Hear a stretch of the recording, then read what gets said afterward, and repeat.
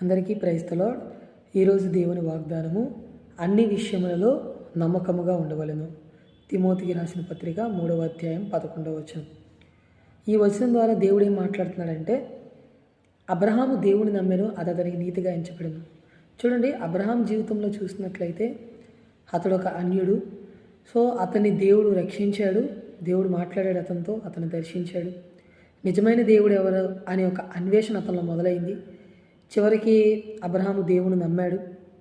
అనేక విషయాల్లో అనేక శ్రమలు వచ్చాయి, అనేక రకాలుగా దేవుడు కూడా అబ్రహామును శోధించాడు. కానీ అబ్రహాము దేవుని యందు విశ్వాసాన్ని కానీ, దేవుని యందు భక్తిని కానీ, దేవుని యందు నమ్మకాన్ని కానీ, దేవుని యందు ప్రేమని కానీ విడిచిపెట్టలేదు.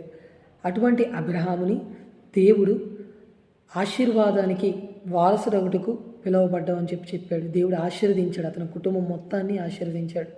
అర్థమవుతుందండి. కాబట్టి ఈరోజు మనం కూడా దేవుని విషయంలో కొద్ది విషయాల్లో మనం దేవుణ్ణి నమ్మలేం.